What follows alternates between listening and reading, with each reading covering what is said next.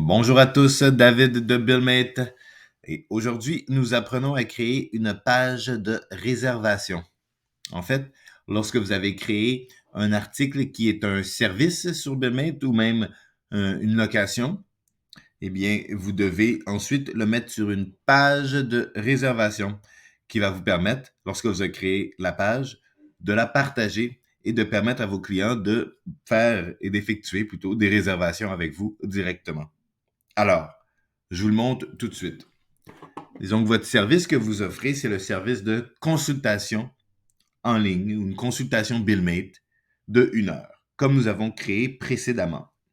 Comme votre article de service a été créé, il faut maintenant le mettre sur une page en accédant à la section commerce en ligne et la section page web. Lorsque nous y sommes, nous voyons toutes les pages précédemment créées.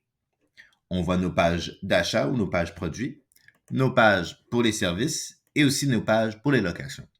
En l'occurrence, on veut créer une nouvelle page de réservation pour y mettre notre service ou nos services. Donc, nous allons créer nouvelle. Nouvelle. Et ici, dans le type de page, nous allons aller dans réservation. Ce qui est pratique, c'est que ça va tout de suite nous sélectionner les produits qui sont applicables. Les produits, ou plutôt les articles qui sont applicables. Les articles qui sont en fait des produits ne vont pas se retrouver dans les réservations, mais plutôt dans les pages d'achat. Et les services et les locations, eux, vont se retrouver dans réservation.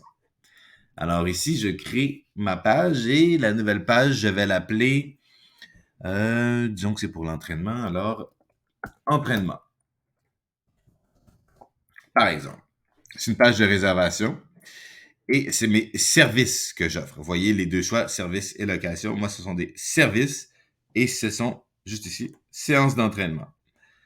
Ça me demande de choisir le collaborateur qui va donner le service.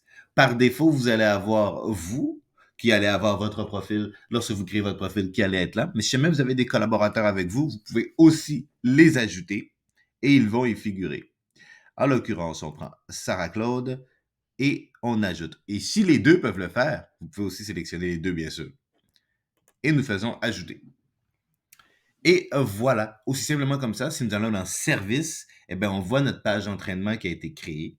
Et si je clique dessus, eh bien, je peux voir que j'ai mes services ici, séance d'entraînement qui est disponible sur ma page. Si je vais aller modifier ma page, en haut à droite dans le menu déroulant, je peux cliquer sur modifier et toutes les choses que j'ai d'abord entrées, je peux ensuite les changer.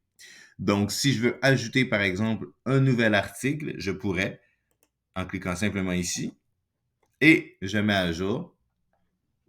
Et de cette façon, eh bien, ma page est modifiée. Et maintenant, j'ai mes deux services. Si je voulais l'effacer, je retourne au menu déroulant. Je vais cette fois-ci dans Effacer.